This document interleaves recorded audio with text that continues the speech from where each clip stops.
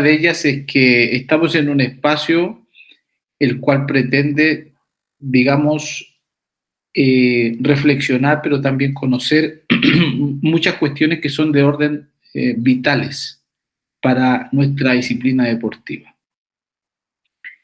Y con ello, ¿cierto? Abastecer como un campo, sobre todo para los entrenadores, altamente económico.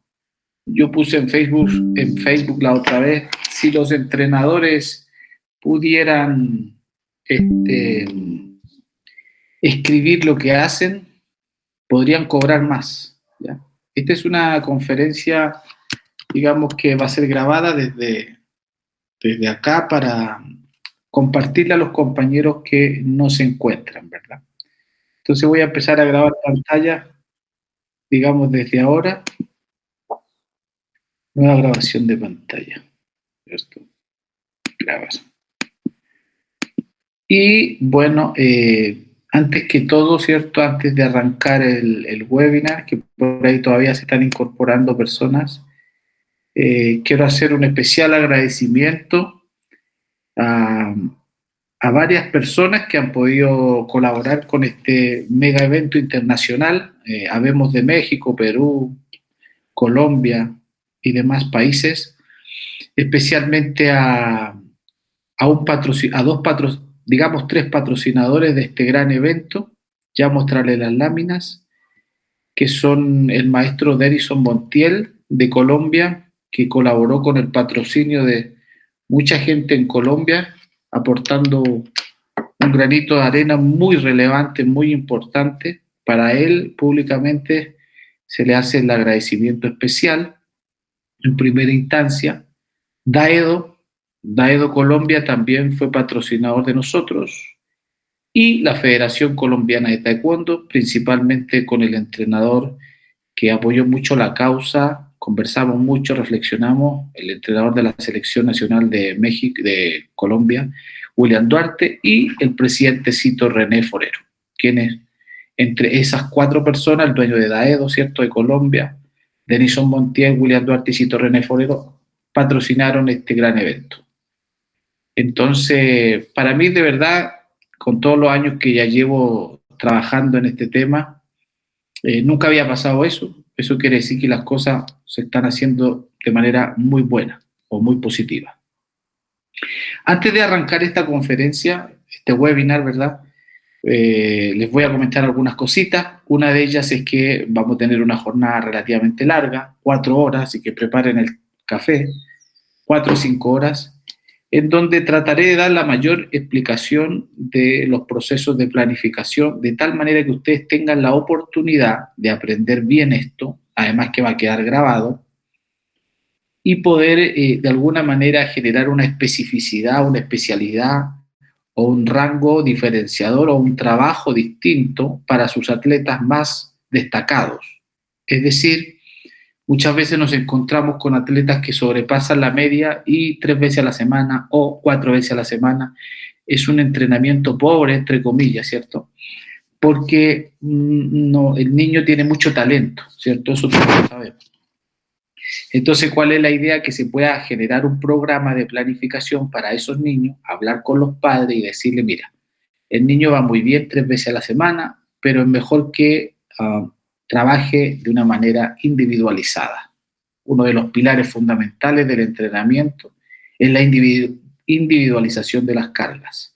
Entonces, para esos casos emblemáticos, ustedes pueden ya empezar a planificar con las herramientas que hoy van a poder tener. ¿Ok? Entonces, además de saber, hay que llevarlo a la práctica. De nada sirve el conocimiento si no se lleva a la praxis. Entonces, la idea es que ustedes ya aprendan realmente de esto, discutamos, conozcamos varios métodos, modelos y demás, y avancemos en esto. Yo comprendo que hay jóvenes que por ahí todavía no tienen su escuela, sin embargo, es muy interesante este webinar. Es muy importante porque este webinar te abre el campo, te comprime, te sintetiza muchos años de la universidad en el área de la educación física y la planificación, la sistematización y la periodización, que son palabras claves que vamos a ir analizando: sistema, periodización, estructura, macrociclos, microciclos, mesociclos, etcétera, etcétera. Hay que irse familiarizando con esto de tal manera que al final ustedes puedan entender o tener una idea general, y ya los que quieren nuevamente especializarse y poder comercializar o trabajar o hacer un trabajo diferenciado con ciertos niños, lo puedan hacer solitos ustedes sin depender de otra persona. Como siempre les digo, ustedes cuentan con totalmente mi apoyo en lo que es planificar, capacitar y demás. ¿Ok? También quiero comentar, ahora les voy a compartir pantalla porque quiero hacer la presentación de mi colaborador que estuvo en el webinar pasado, ¿cierto? Y bueno, vamos a ir avanzando. Entonces, arrancamos. ¿Alguien tiene alguna duda? ¿No? Bueno, va a avanzar con 2 láminas y voy a preguntar de nuevo.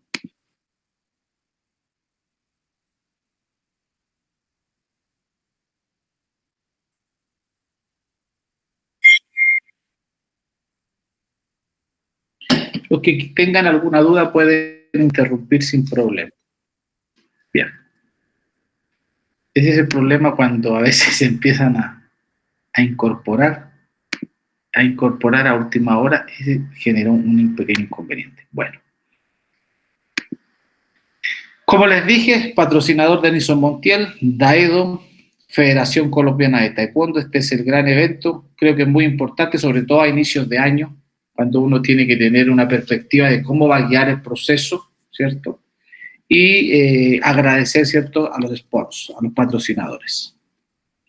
También quiero comentarles que siempre está mi colaborador, es un amigo que trabajamos juntos, el profesor Andrés Ariza. Así que bienvenido, Andrés, a este gran evento. Muchas gracias por estar con nosotros, Andrés. Muchas gracias por la oportunidad de participar. Bien. Muchachos, cuando tengan alguna duda, ustedes van, interrumpen, activan el micrófono y preguntan, porque este webinar no se hace para mí, se hace para ustedes. Y la idea es que vayamos aclarando las diferentes preguntas. Cabe destacar, señores, que vamos a pasar por un proceso historiográfico, vamos a conocer todas las estructuras de planificación que más han predominado en Occidente y que de alguna manera va a generar una discusión interesante, sobre todo al momento de poder finalmente llevar a la práctica esto, porque vamos a pasar por un contexto teórico, pero al final, después de hablar de algunos artículos científicos que lo verá el profesor Andrés, vamos a ir a lo práctico, a la planificación per se. ¿Okay? Van a ser como 2 horitas de teoría y 2 horitas de práctica. ¿Okay? ¿Alguna duda al momento antes de arrancar? No por el momento. No, señor. No, señor, gracias. Bien, muchachos. Un saludo, Francisco. Bien, entonces vamos a arrancar. Esto es un tema, como les digo, bien delicado, tiene algunas complejidades. Yo no lo he visto que se haya dado de manera como se va a dar ahora en ninguna federación latinoamericana, pero bueno, ahí vamos y muchas gracias por estar acá. Bien, primero que todo, para hablar de planificación, periodización, macrociclo y estructuras, ¿cierto? Hay que irse a los libros. De hecho, esta conferencia va a tener la posibilidad de enviarles a ustedes algunos libros que ocupamos y artículos científicos que ocupamos para la ejecución de esto. Vamos a aclarar, ¿cierto?, qué vamos a aprender. Como les dije, es un proceso historiográfico, ¿verdad?, de lo que vamos a hablar y evidentemente vamos a ver algunas citas sacadas y extraídas de algunos libros, ¿cierto? Así como también la parte más experimental, es decir, ir a lo práctico. ¿Ok? Bien. Primero que todo, vamos a hablar de algunas citas, de algunos libros y de algunos autores que por ahí uno en la literatura va reconociendo. Por ejemplo, el libro Teoría y Ciencia de la Cultura Física en Moscú, post Segunda Guerra Mundial, estamos hablando de una Guerra Fría y eso, decía, los periodos solo sirven, periodos de entrenamiento evidentemente, para una mejor planificación del proceso de entrenamiento, para una más fácil estructuración. Solo sirven para eso. Por lo que se infiere que el fundamento que se le reconoce a la periodización, es decir, la periodización, hablamos de esta estructura de planificación, se halla en las leyes mismas del proceso de entrenamiento, de incumbencia del entrenador o metodólogo para una mayor posibilidad de aciertos. Es decir, de alguna manera la periodización es sinónimo de planificación o de una planificación con aspectos de macroestructura grande, de varios meses y demás. Mathieu, por ejemplo, sostiene que quienes piensan así no tienen en cuenta, por la razón que fuere, que la planificación de un proceso deportivo y el hecho de que el mismo vaya reconociendo cambios en su relación según los periodos, o sea, es fluctuante, va cambiando, que atraviesa, no son una misma cosa, a pesar de que entre ellos existe relación muy concreta, es decir, un antes y un después. Una cosa es la planificación y otra cosa es la práctica. Y ustedes perfectamente saben que uno va adaptando ciertas cuestiones en el orden de las posibilidades que se vayan dando. Hay un entendimiento, y esto es muy claro, una cosa son los entrenadores que eligen a sus atletas, y otra cosa son los entrenadores que recibieron a ciertos deportistas, que es la gran mayoría. Es decir, no hay una captación de talento previa, y ustedes en su escuela reciben a ciertos niños, algunos con retrasos motores, algunos con deficiencia física, otros con más talento, otros con menos talento, y con eso ustedes tienen que hacer algo, ¿cierto? No es lo mismo que obviamente ir a buscar a los talentos, que eso ya sería diferente. ¿Por qué? Porque los resultados serían distintos. Ustedes hacen lo que pueden muchas veces con los niños que llegan. La planificación es una anticipación mental o escrita de una actividad que se piensa realizar. Tudor Bomba. Como los autores citados, Mathieu y Bomba, de que el plan no puede confundirse con los fenómenos planificados. Es decir, una cosa es el plan general, la macroestructura, y otra cosa es la sesión diaria o la planificación constante. Y cierro con estas dos citas. Hace más de 1000 años que se sabe que la autonomía consiste en una ilusoria independencia frente a las leyes naturales. Es decir, toda la autonomía del sujeto, de lo que se va a extraer, la mejora depende evidentemente y de ninguna otra forma más que de las leyes naturales, de la ciencia, para que puedan ser utilizadas ordenadamente para fines determinados. Solo leyes. O sea, en últimas, la ingeniería, la nutrición, la bioquímica, se basan en las leyes naturales de la ciencia. Bueno, el entrenamiento también. ¿Ok? O sea, no hay de dónde otra cosa más que sacar que de las leyes naturales de la ciencia. No es que esta persona tiene algo especial que nadie sabe que mejora a los atletas. Bueno, lo sacó de las leyes naturales de la ciencia. ¿Okay? No más. Yuri Vergochansky plantea que una periodización, es decir, estamos hablando de una macroestructura, ¿cierto?, metodológica para sustentar un proceso de entrenamiento, solo es posible si se disponen de conocimientos suficientes sobre las leyes. Cuando hablamos de las leyes, hablamos de la física, la química, la biología, etcétera, del proceso de formación del nivel de maestría. Las leyes naturales de la ciencia son una antesala de lo que son las ciencias. ¿Y qué son las ciencias? Bueno, tenemos las ciencias fácticas, las ciencias biológicas y las ciencias sociales, o pseudociencias también llamadas. Es decir, la nutrición no es una ciencia, no. La medicina tampoco es una ciencia, no. Se basan en la ciencia. ¿Y cuáles son las ciencias? Las que tienen como soporte las leyes naturales, que son las ciencias biológicas, que ahí está la biología, la química, la física, las ciencias fácticas, que está la matemática, el álgebra, y las ciencias sociales, donde nos encontramos con toda la parte del estudio de la psicología, por ejemplo. Bien, es necesario, antes de hablar de periodización, planificación y demás, hacer un recuento histórico. Esto es obvio. ¿Por qué? Porque nosotros, la historia y el conocimiento no es que arranque desde esta conferencia en adelante. Tenemos que llegar a hablar con los muertos, tenemos que llegar a hablar con la gente que escribió antes que estuvimos nosotros. Y por tanto, haciendo una síntesis de esto, se puede interpretar que en la Edad Antigua, por ejemplo en Egipto, ya Los egipcios, ¿cierto?, veían el deporte de una manera, tenían una interpretación muy religiosa, entonces toda la movilidad, la danza y demás, los bailes, se generaba por una cuestión religiosa a los dioses, ¿ok? En China, por ejemplo, paralelamente, se veía todo lo que tenía que ver con las artes marciales, pero tenían una cuestión orientada a la salud, no a la competencia, como ya lo vamos a ver. Eso producía un efecto asociado a que ellos ya entendían que el cuerpo tenía que moverse y que habían beneficios incorporados a este sistema. Estamos hablando del Medio Oriente. Sin embargo, en Grecia, cuna de la cultura occidental, y nosotros, digamos, sustentados en todo lo que tiene que ver la cultura occidental, nosotros no somos otra cosa más que el espejo de la cultura occidental, predominantemente. Ya aquí se conocía, además de el culto al cuerpo, además de los filósofos del cuerpo sano, mente sana, además de eso ya había una relación con lo que tiene que ver con la competitividad y una performance, así como también una administración de los diferentes estímulos. Los griegos ya se orientaban a la competencia. ¿Por qué? Porque hacían competencia, culto a los dioses y por una cuestión cultural, que hoy día es una entera visión del mundo.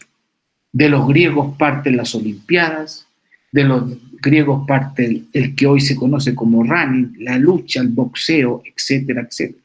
Es decir, la cuna de la civilización, estamos hablando de los griegos, forman, comillas, todo este orden que hoy día podemos dimensionar en términos deportivos, porque los chinos y el Medio Oriente tenían una relación, como ya lo he dicho, con lo que tenía que ver con la parte de salud.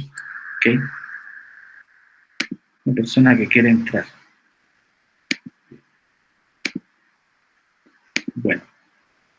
Y de todos los griegos, ¿cierto?, de la planificación, nace como base sustancial el gran Platón, ¿cierto?, quien finalmente escribió La República y otros libros que hoy día son indiscutiblemente parte del orden, la esencia de lo que hoy día es el orden mundial, la cultura occidental. Y Platón sostiene lo siguiente, que en una conferencia con Mohamed Yari, el director técnico de Irak, ustedes recordarán que la cultura nace a raíz de Irak, Bagdad, Grecia, como todo en ese sector, los persas con Irán, digamos, y Platón sostiene en su Política, en un libro que se llama Política, que el sistema de entrenamiento debe tener tantas variables como las mismas circunstancias lo impusieran.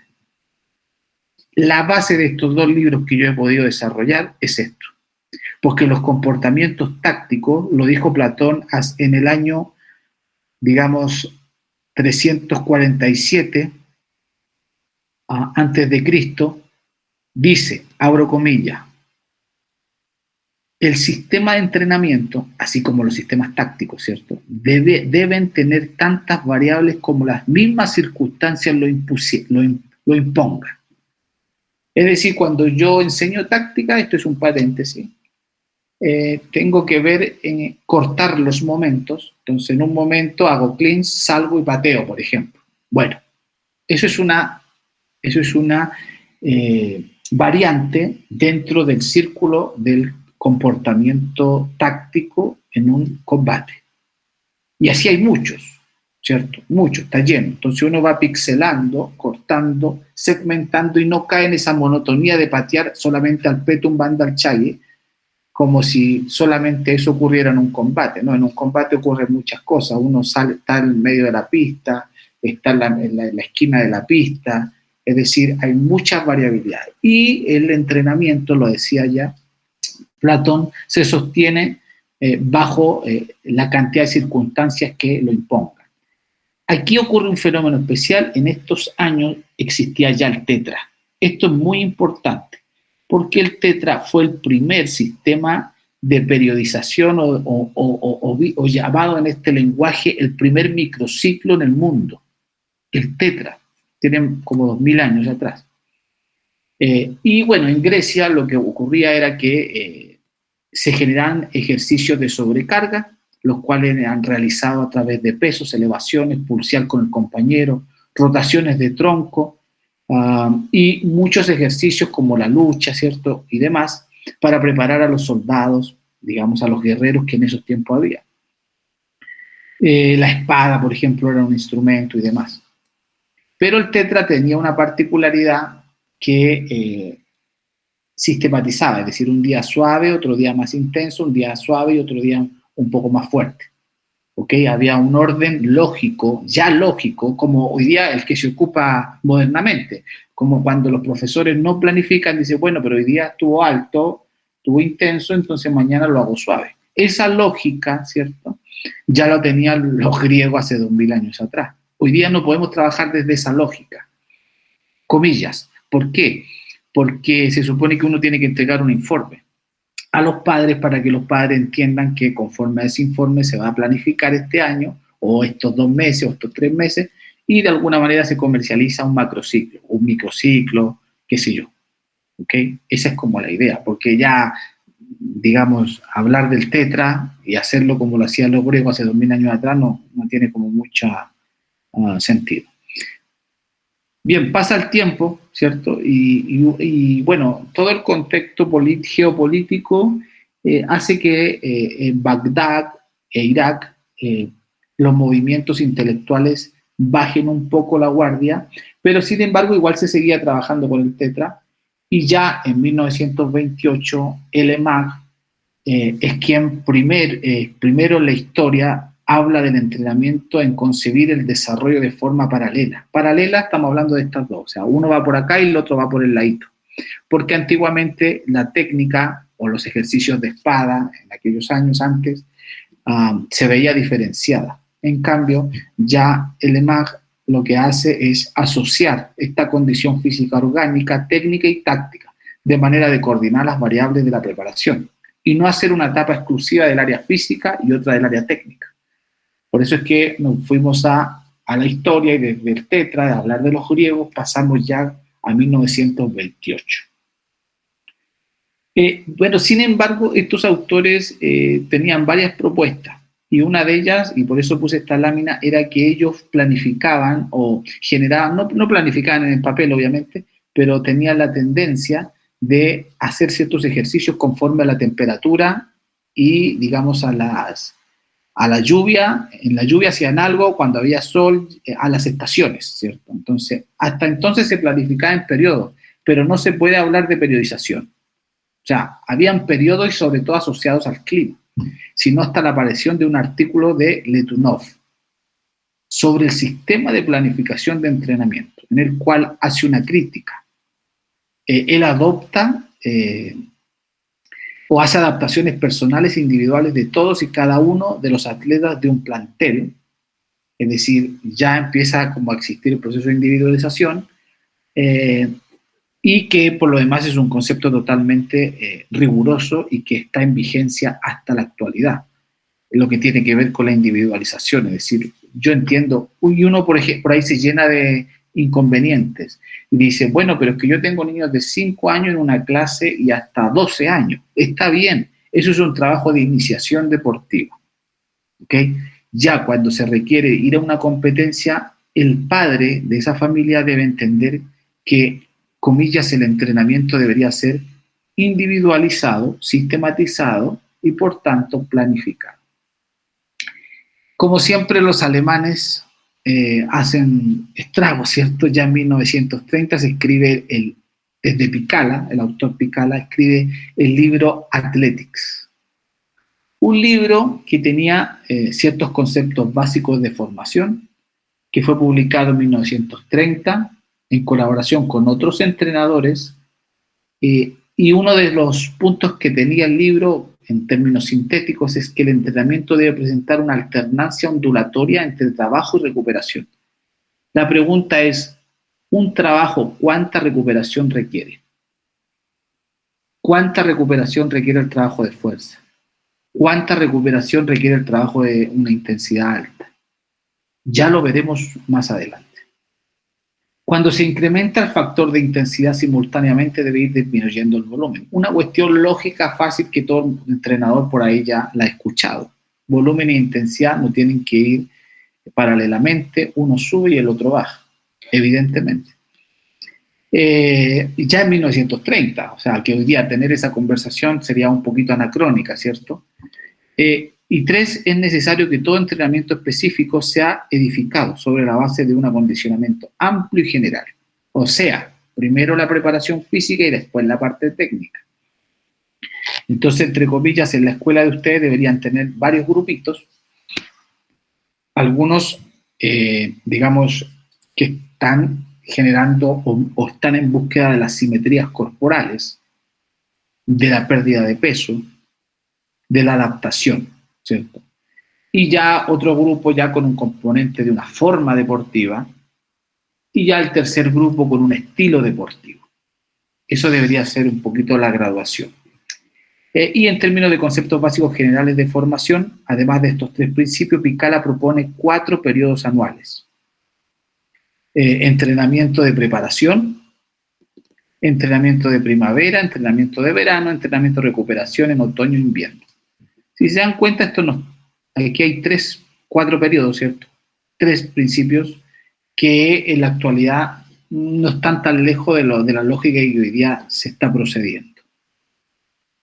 Sin embargo, y bueno, en 1930, a inicios de la Segunda Guerra Mundial, el mundo entra en llamas, ¿cierto? Y lo que ocurre es que en 1936 ocurre un fenómeno culmino en la historia de lo que es el entrenamiento, porque en Viena nace en 1907 y bajo diferentes estudios de medicina aparece Hans Seiler, el padre del estrés.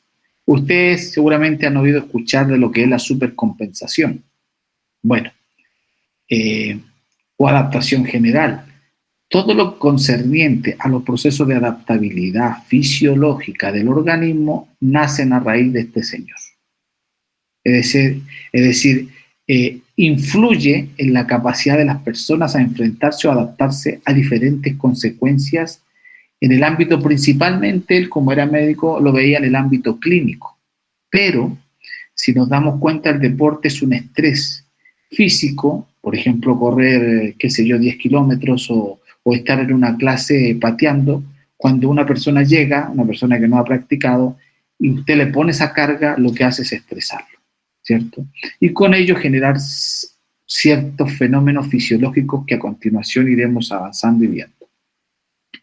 En términos sencillos, este es el síndrome general de Strep, de Hans Seiler, que propone, entonces, aquí básicamente todos yo creo que han visto esta imagen, ocurre un nivel normal de resistencia, entra el estímulo y por tanto baja la capacidad, existe una alarma, el cuerpo intenta de sobrellevar esta alarma, este ejercicio, ocurre una resistencia, sube el rendimiento y hay un agotamiento.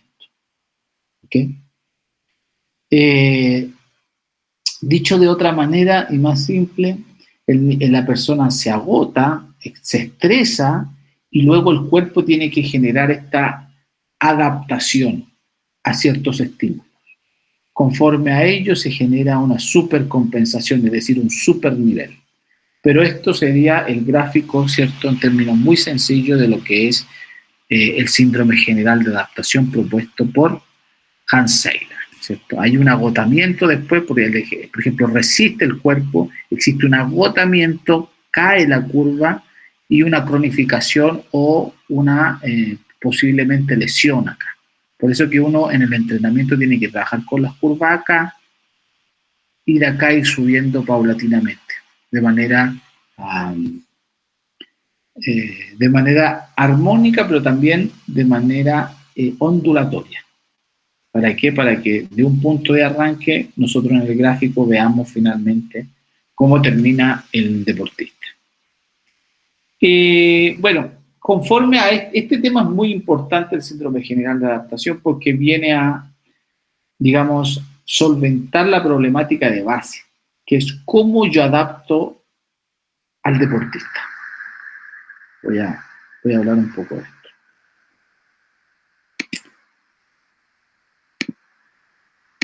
Bien, la pregunta es cómo yo adapto al deportista a un estrés que se va desarrollando paulatinamente.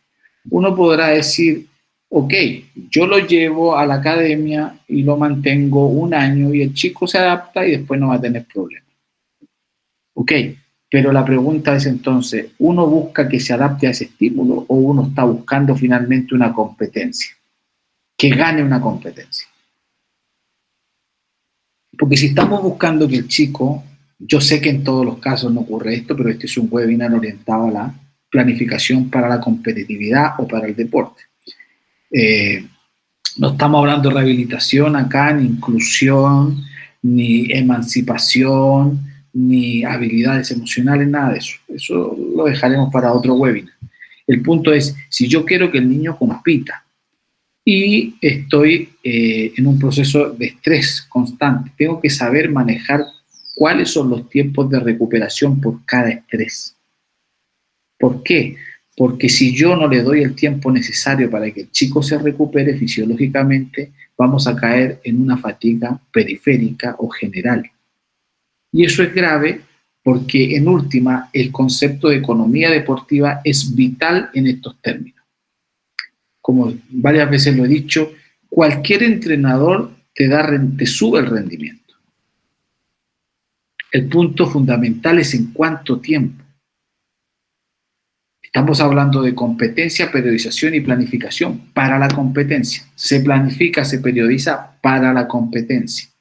No se planifica para, comillas, tener una buena salud. No. Y por eso es que la relación de los griegos con la planificación, el tetra, y lo que estamos hablando ahora tiene que ver con un sustento competitivo. ¿Ok? Entonces, si uno se pone a pensar y dice, bueno, pero el niño se adapta, ¿ok? ¿Se adapta a qué? Si se tiene que ir readaptando. Pero es que en realidad yo no planifico, porque yo no sé y porque en última ellos vienen y les va relativamente bien. ¿Ok? Pero si usted no es capaz de argumentarlo en un documento formal, usted realmente lo que está haciendo es más arte que ciencia. Y en estos tiempos es al revés. ¿Por qué? Porque existe un factor de economía y es lo que acabo de decir. Es decir, todo entrenador te va a sacar rendimiento. El punto es en cuánto tiempo. Y digamos, hoy día el deporte, el taekwondo, si bien todavía tiene una base, comillas, moral, marcial, cada vez se está perdiendo más por la competencia. No voy a entrar en términos de análisis morales, ni marciales, ni nada de eso. Simplemente vamos a hablar de la competitividad. Entonces, en la historia, en 1928, a modo de reflexión, aparecen estos autores basados, ¿cierto? Y sobre todo en 1936 con Seiler, basados en el síndrome general de adaptación. Y eso cambia todo. Porque al final, después de que aparece Seiler, en 1936, con el síndrome general de adaptación, todo cambia, porque ese es el pionero en involucrar directamente las ciencias fisiológicas al contexto de la planificación. O sea, ya este médico hace el mayor aporte, no tan solo en lo clínico, sino que también en lo deportivo. Y de ahí para adelante ya la cosa cambia. ¿Ya? Vamos a ver esta imagen. Entonces, esto es muy importante porque grafica lo que ocurre después del síndrome general de adaptación. Bueno, antes y después, pero esta es una línea del tiempo donde ustedes pueden ver que ya desde 1916 en adelante, ¿cierto?, empiezan a haber ciertos autores, predominantemente rusos y alemanes, que empiezan a hablar de periodización. Es decir, el mundo de los intelectuales, del entrenamiento o científicos empiezan a complicarse la vida porque dicen hay que llegar a algún método o algún modelo, alguna periodización o planificación, como se llame, que permita avanzar lo más rápido posible en el menor tiempo. Esa es la cuestión más compleja que hay que resolver. Contemplando los principios del entrenamiento como individualidad, ¿cierto? Ondulación de las cargas y demás. Entonces aparece Katov en 1916, Osolin en 1946, Letunov 1950, más bien muy reconocido y sobre todo muy contemplado hasta ahora, sobre todo en deportes cíclicos. Bueno, Navarro, Bergos-Chanqui, ya vamos a hablar de todos ellos, ¿cierto? Voy a darle espacio para que interactúe también Andrés Ariza, que también va a ser conferencista de esto. Y cuéntanos un poco, Andrés diseñó esta línea del tiempo. ¿Qué te pareció el estudio y el análisis de estos autores, Andrés? Bien, realmente estudiar la historia del entrenamiento es bastante interesante y ver cómo cada autor ha reciclado o ha tomado de los anteriores y ha ido mejorando en función de cómo se ha adaptado el deporte competitivo en la actualidad, ¿cierto? Cada una de estas propuestas de entrenamiento en su momento fueron el boom o fueron la panacea, pero conforme fue aumentando el performance deportivo, la competencia, fueron adaptando a la contemporaneidad de cada momento. Antes de empezar, me gustaría aclarar antes de que llegara Seile en 1930, ya existía Kotov en 1916, que fue uno de los primeros, junto con Pinkala y Gorimevsky, en aportar al entrenamiento deportivo ya desde la etapa empírica, ¿sí? Desde Kotov ya se empezaban a contemplar lo que eran los ciclos de entrenamiento. Ya hablábamos de una estructura propiamente pasada al papel, ¿sí? Sí. Ahora bien, esto es importante. Mientras más aumenta la ciencia, más se ajusta el concepto de economía. Porque ustedes ven cómo en un comienzo se trabajaban con las estaciones del año, ¿cierto? Y al final van a ir avanzando y viendo cómo, por ejemplo, este autor va cambiando la situación. ¿Algo que agregar aquí en esta lámina, Andrés? No, señor, podemos continuar. Bueno, dentro del concepto histórico, si se dan cuenta, tampoco es que hayan pasado muchos años hablando de este tema. El mundo empieza a hablar de este tema ya de 1910, 1916, ¿cierto? Ya se tenían registros de los griegos, ¿cierto? Entonces ellos lo que hacen es ocupar, como dije al comienzo, las leyes naturales de la ciencia para argumentar propuestas, ¿ya? Entonces vamos a ir viendo ciertas etapas que van ocurriendo en el transcurso de los años. Por ejemplo, existe la primera etapa como periodo empírico, ¿cierto? El periodo empírico se basa principalmente en Katov, donde se hace énfasis en la formación multideportiva. A ver, aquí hay una cosa fundamental. De cada autor, yo remarqué con amarillo para que ustedes puedan ver como las aportaciones de cada uno, para llegar finalmente al proceso práctico que vamos a tener hoy día, que es ya la planificación. Entonces, Katov ya en 1916 propone un modelo de entrenamiento ininterrumpido, basado en ciertas etapas, ¿cierto? Por ejemplo, la primera etapa tenía un carácter general y que además él lo delimitó, le puso entre 6 a 8 semanas solamente preparación general. Posterior a ello venía una preparación de carácter especial, ¿cierto? Con una duración de 8 semanas y una etapa competitiva. O sea, dividía el fenómeno en 3 partes. La característica principal de este modelo era el énfasis en la formación multideportiva o universalismo deportivo. ¿Qué quiere decir esto y en qué nos sirve esto? En que hoy día el niño, antes de llegar a la academia o en la academia, tiene que jugar mucho. Estamos hablando de niños en proceso de formación de 5 a 8 a 7 años. Tiene que trabajar mucho la relación multideportiva. Por eso es que en el modelo de educataekwondo.com siempre hay muchos juegos, incluso juegos con balón, ¿ok? Porque sacando de Katov un extracto positivo en la actualidad, la idea es que el niño se retrase lo más posible para la especificidad del deporte.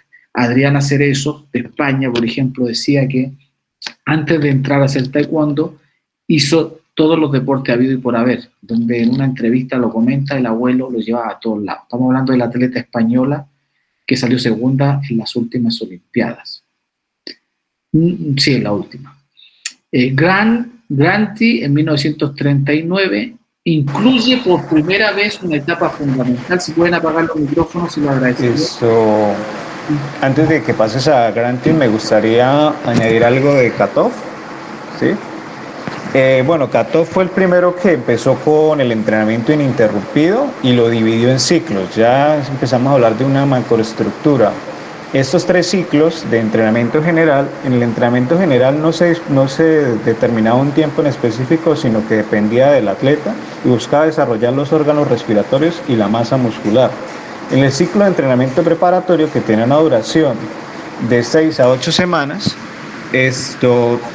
buscaba desarrollar principalmente la fuerza y la resistencia con ejercicios variados. Más adelante, en el ciclo de entrenamiento especial, que tenía una duración de 8 semanas, teníamos un periodo introductorio de 4 semanas y un periodo principal de competición de 4 semanas. Bien. ¿Eso qué quiere decir de alguna manera? Que los autores empezaron a sistematizar, a delimitar y a darle una cualificación, es decir, en ciertos periodos se tenía que hacer algo.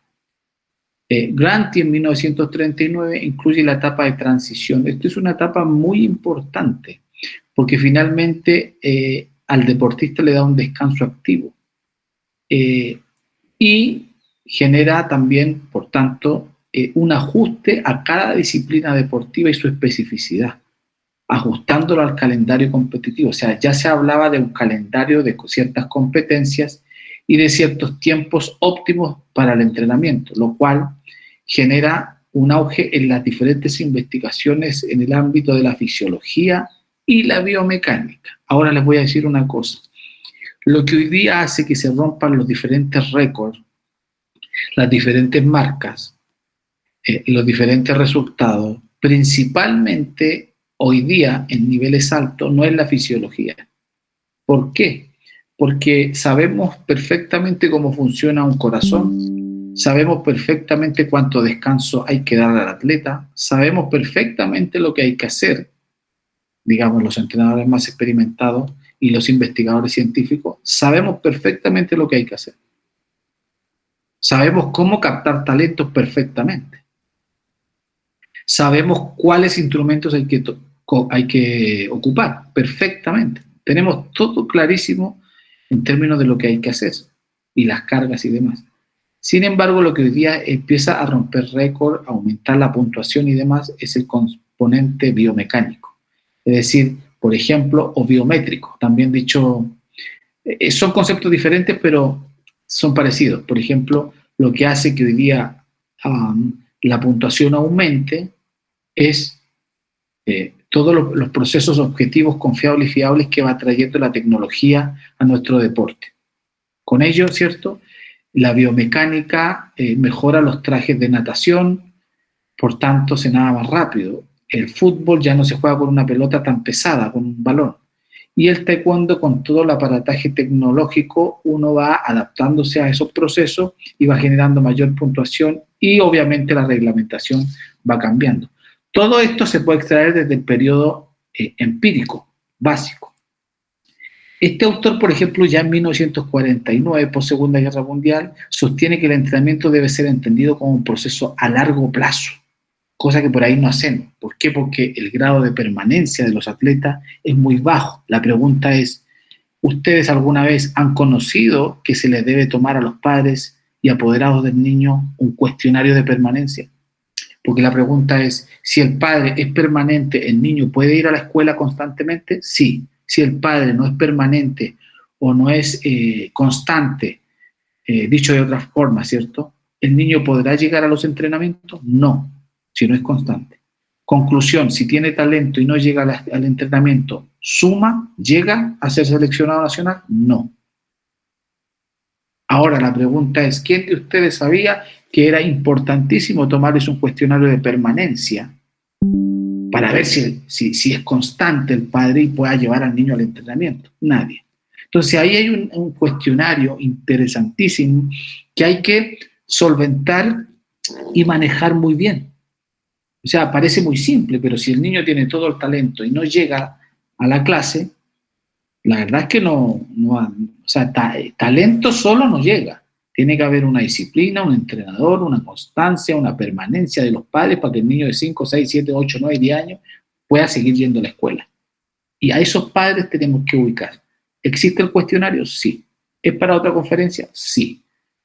¿Pueden preguntarme fuera de esta conferencia? Claro que sí. Entonces, y además existe una formación multideportiva. De alguna manera se entrelaza con lo que Katov decía en 1916, él ya lo repetía, formación multideportiva, formación universalismo deportivo, ¿cierto? Entonces, se traen conceptos de atrás para fundamentar y argumentar en la modernidad. Letunov en 1950 lo que dice es, habla de la individualidad, ¿ok? Pero también, por acá también se hablaba de eso. Surge que debe contemplarse con mayor importancia los aspectos y particularidades fisiológicas de cada deportista. Pero, profe, pero lo que pasa es que yo tengo un grupo y la verdad es que la pregunta es, ¿usted le tomó la evaluación inicial? Porque, ¿qué ocurre? Aquí ya vemos muchos entrenadores, o hay muchos entrenadores. ¿Qué pasa si el niño fallece haciendo una carga de estímulo? ¿Quién va preso con eso? ¿Quién es el responsable de eso? Ustedes, directamente. A mí, si yo tengo a mi hijo con ustedes y el niño le da un paro cardíaco o le da un shock sistémico, ¿a quién tengo que demandar yo? A ustedes. Ahora, la pregunta es, ¿ustedes tienen una ficha clínica que pueda contemplar las particularidades fisiológicas, las alergias y demás? O si el niño, qué sé yo, es asmático. ¿Tienen algo así ustedes o simplemente van y hacen la clase? Esa es una pregunta muy seria, porque si ustedes no tienen una ficha clínica grave, pueden generar ciertos estímulos que pueden generar catástrofes fuertes, ¿ya? Yo tengo dentro de la plataforma una ficha clínica ya completa para que después de este webinar por ahí lo podemos hablar. Bien. Y bueno, esta es la primera etapa, la más empírica, ¿cierto? Ya viene una segunda etapa del proceso ya un poquito más científico, empírico-científico, es decir, una mezcla. Y aparece más bien en 1955 un tipo muy relevante en lo que es la periodización del entrenamiento, más bien, que basado, sustentado en propuestas como Kotov, ¿cierto? Siempre uno habla de lo que ya de alguna manera hubo antes, Osolin, estamos hablando de Osolin acá, el 3, Letunov, el 4, perdón, y junta un poco todo ese conocimiento y dice, bueno, en realidad tiene que haber como propuesta un periodo preparatorio, competitivo y transitorio. Esto es importante, ¿eh? Pero no sirve para el taekwondo, les digo de antemano. Basado siempre en Seiler. Por eso les digo, estamos haciendo un proceso historiográfico y de ahí vamos a ir a lo práctico. Cuando hablamos de un periodo preparatorio competitivo, no estamos contemplando lo que por acá aparecía, que eran las transferencias. Aquí no hay una transferencia de la preparación física, o sea, es decir, el tipo es fuerte, rápido, veloz, pero, y de ahí pasar a la competencia, no es algo, no hay una transferencia aquí. O sea, pasa de la parte física a la competencia. O sea, no podría ajustarse esto al taekwondo. Sin embargo, para deportes cíclicos es sumamente útil. Y siempre está basado, ya este autor se basaba en él, en Seiler, que era en el proceso o síndrome general de adaptación. Él hablaba siempre de 3 periodos, ¿cierto? Los cuales cumplían los objetivos y que generaban adopciones de microciclo. O sea, ya se empezó a incorporar el concepto de microciclo. El microciclo en realidad es una cuestión temporal. El microciclo es una estructura que abarca entre 3 y 7 días de entrenamiento, ¿ya? Los cuales permitan llevar diferentes intensidades y volúmenes. Ya hablamos que la lógica era aumenta la intensidad, disminuye el volumen. Volumen es tiempo de trabajo. Y la intensidad se mide a través generalmente de la frecuencia cardíaca. También vamos a analizar un poco más adelante cómo evaluar la carga de entrenamiento. Y esta relación favorece la conexión entre los mesociclos, meses, microciclos, días, macrociclos, conjunto de meses, ¿ok? Con un respeto irrestricto del carácter ondulatorio de las cargas, ¿ok? Russo, Mathieu, muy bueno para los deportes cíclicos. Arosier ocupa un modelo de péndulo ya en 1976, principalmente para deportes de combate, judo, lucha, boxeo, profundizando con ello la parte técnico-táctica, ¿ya?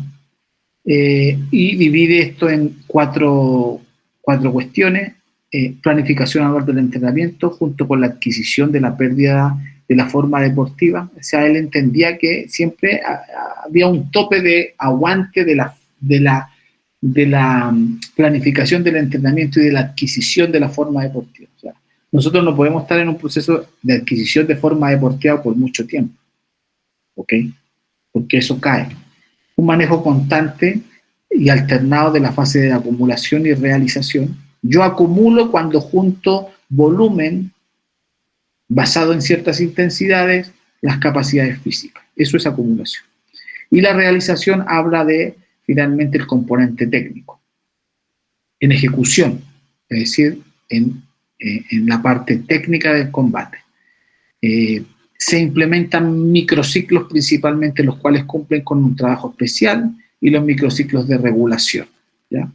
El efecto del péndulo se hace evidente al manejarse un método de recuperación y restablecimiento activo, y por tanto la alternancia entre los microciclos principales y reguladores, ¿ya?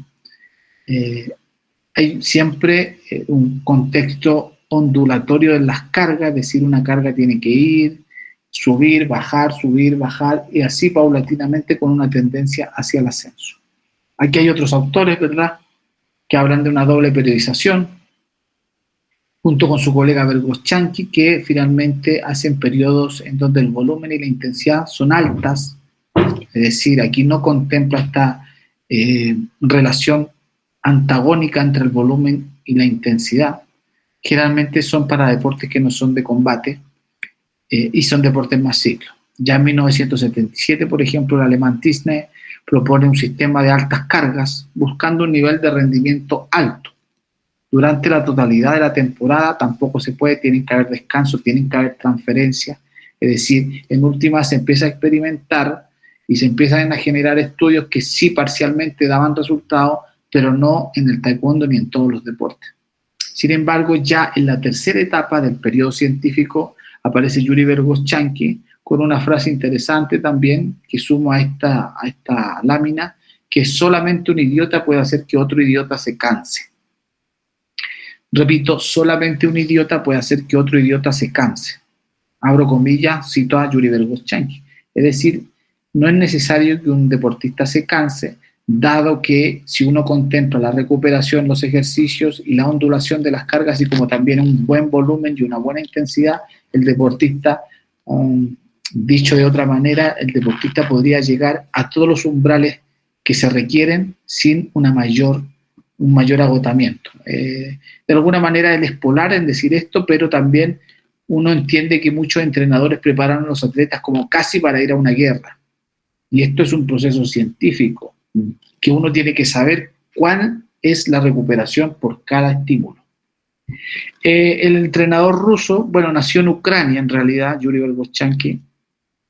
Después como que se nacionalizó ruso, pero después también tuvo otra nacionalización que fue italiana. De hecho, el libro Todo sobre el método pliométrico para solventar la potencia física muscular en triple saltista. En triple salto lo que hace es hacer ese libro como para los italianos. Vivió más en Italia que en ninguna parte. Los italianos, bueno, y todo el mundo europeo conoce muy bien lo que es la programación del entrenamiento, porque de allá son ellos, de allá salieron estos autores, él estuvo en Italia viviendo más que en Rusia.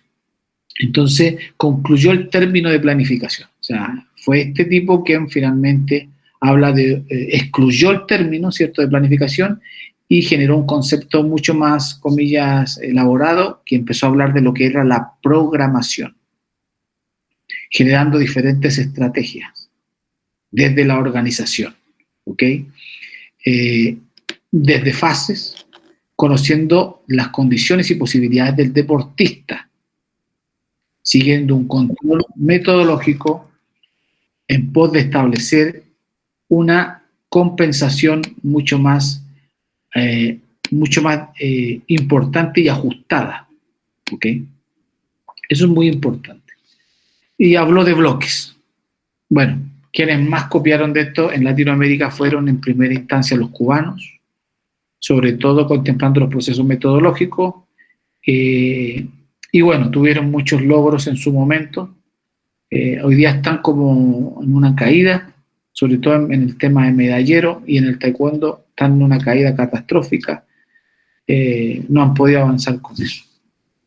Pero ellos entienden muy bien todo lo que tiene que ver con la planificación y todos los modelos soviéticos que llegaron en Latinoamérica, en primera instancia llegaron a Cuba. Hoy día no son referentes en el taekwondo. Actual. Históricamente sí, pero actual no. Entonces se empiezan a hablar de bloques de velocidad, técnica, y hace una relación con el volumen. Deja clarísimo que el volumen cae cuando la intensidad aumenta. Y habla mucho de la fuerza y de los deportes, sobre todo asociados a la potencia. ¿Ok? De hecho, tenemos un webinar ya hecho, hablando de este autor, 4 o 5 horas, el primero que se hizo en el año, que fue pliometría. Los que lo necesiten ahí me hablan después de esto. Ahora, ocurre un fenómeno particular porque empiezan a salir nuevas terminologías actualizadas. Y este es un tema que muchas veces la gente se entusiasma con algunos términos que finalmente son nada más que términos. Navarro Valdivieso en 1982, por ejemplo, propone el macrociclo integrado. Entonces, ¿qué es el macrociclo integrado? Esto, básicamente. En donde se elevan las cargas, ¿cierto? Ocupa una connotación histórica de Steiner, ¿cierto? Resaltando de la variabilidad de promover las adaptaciones, también maneja la interacción conjunta con el volumen y la intensidad. Este macrociclo de Fernando Navarro, asociado a el macrociclo integrado, no sirve para taekwondo, porque si se dan cuenta, dice, en la fase general predomina la atención al volumen, acentuando el entrenamiento en el desarrollo del sistema aeróbico y la fuerza máxima. Y en la fase específica pone la intensidad del entrenamiento denominado los contenidos de trabajo aeróbico y fuerza resistencia específica. Ya existe una fase de mantenimiento de la carga. O sea, de la general pasa a la especial. Claro que sirve para... Yo hago pesas 2 meses, por dar un ejemplo, y de ahí me voy a la natación, seguramente voy a aumentar el braceo, porque tengo una base muscular y general fuerte. Pero pasar de la parte física a la parte técnica, ¿sirve para la natación? Sí. Porque yo no le puedo poner elástico, ni lastre, ni cajones para que salte en el agua. Entonces, de la parte general a la especial. Claro, no es que el término, digamos, integrado integre muchas cosas, no. Integra las cualidades físicas y las pasa a la técnica. Pero no hay un proceso de transición como es necesario para el taekwondo. Bondarchuk hace referencia, ya estamos cerrando esta primera parte, hace referencia a que la potencia sea su capacidad física determinante dentro de los macrociclos y destaca la adaptación individual. Claro que sí, podemos extraer de eso, evidentemente, todos los procesos de adaptaciones. La pregunta es cómo yo sé cuando estoy adaptado o no, a través de los instrumentos. No a través del juicio experto, ni del ojo clínico. Usted tiene un deportista para saber si está adaptado o no, tampoco con la funcionalidad, tiene que instrumentalizar.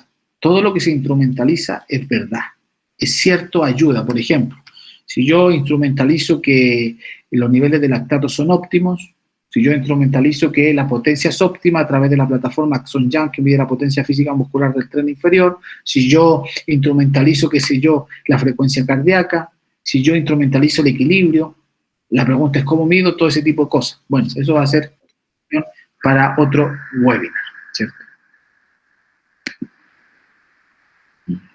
Bueno.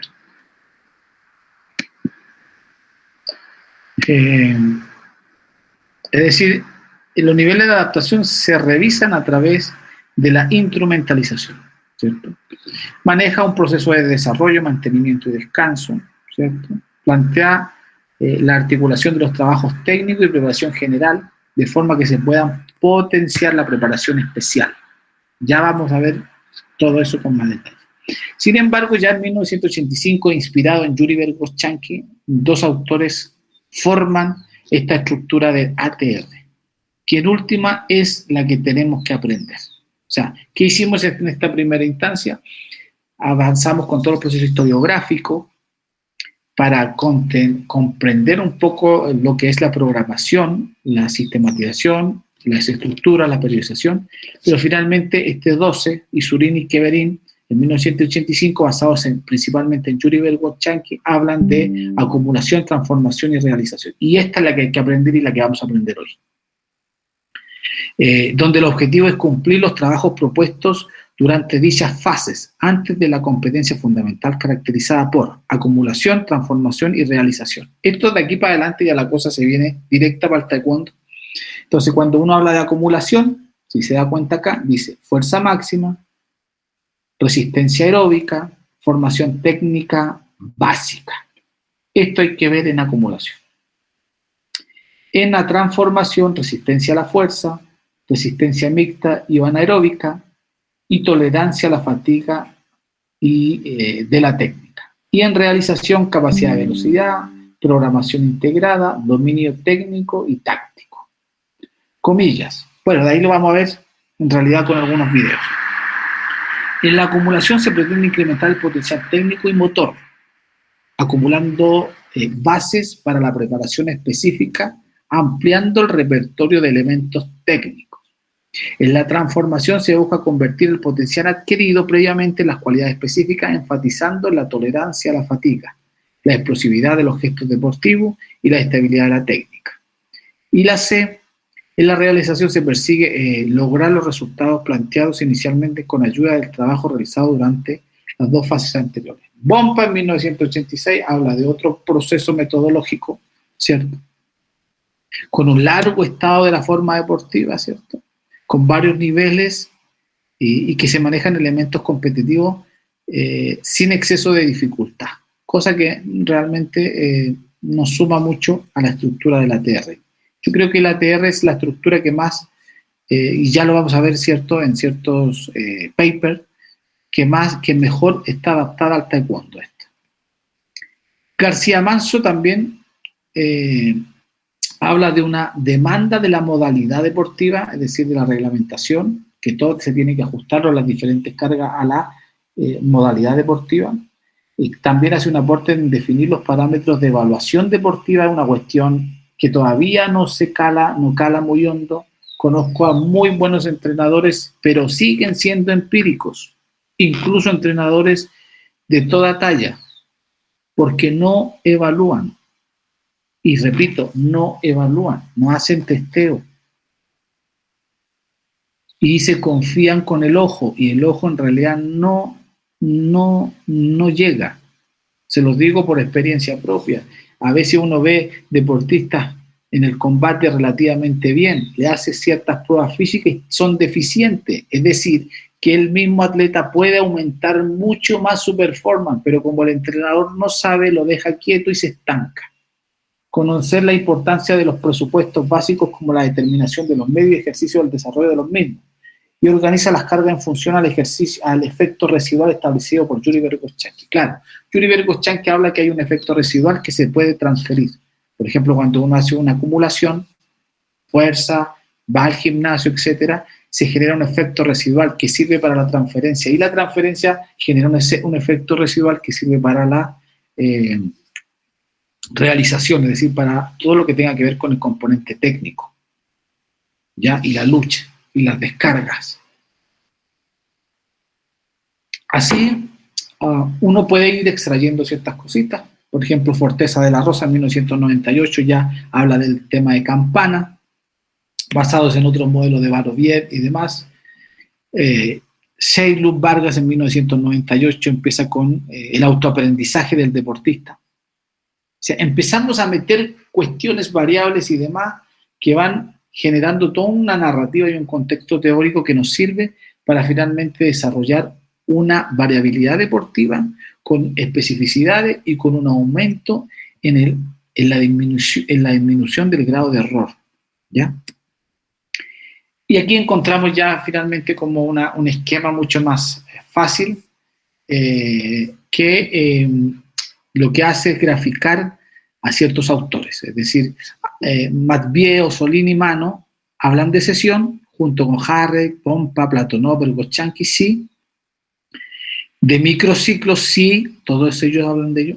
De mesociclos, sí, pero Verkhoshansky habla de bloques, que es un poco lo mismo, con algunas diferencias mínimas. De las fases, Verkhoshansky no habla de fases, ni de periodos, ni de ciclo. De ciclo sí. O sea, aquí en el macrociclo, en vez de ponerle macrociclo, hay algunos que hablan de ciclos, de mesociclos, de macrociclos, entre otros. Se hablan de dobles periodizaciones, de 2 ciclos. Por ejemplo, tenemos el preparatorio, el competitivo y el transitorio. El preparatorio, aquí hablamos de periodización de 2 ciclos, de preparatorio, periodo competitivo y transitorio. Periodo preparatorio 2, periodo competitivo 2.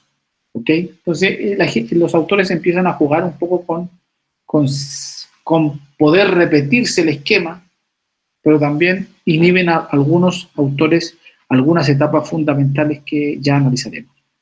El periodo tradicional, ¿cierto? Existe un aumento en la intensidad del entrenamiento con un concomitante disminución del volumen. Eso es evidente. Mientras yo hago más tiempo, la intensidad tiene que ser más leve. Por ejemplo, si voy a correr una carrera de 30 metros o voy a hacer un combate o varios combates, la intensidad no puede ser alta en un comienzo. Eso es evidente, fácil y básico. Tengo que irme despacio. Generalmente estos periodos tradicionales estaban dados para deportes que eran mayormente cíclicos. En la periodización tradicional teníamos fases, preparatorio, competitivo y transitorio. Aquí no había una transferencia, cosa que ya empieza a aparecer. Y bueno, siempre basado en este desarrollo armónico de los estímulos, inspirado en Hans Zeigler, el médico, ¿cierto?, que habló del síndrome general del estrés. Es decir, el ascenso no puede ser directo, tiene que haber una ondulación de las cargas, ¿cierto?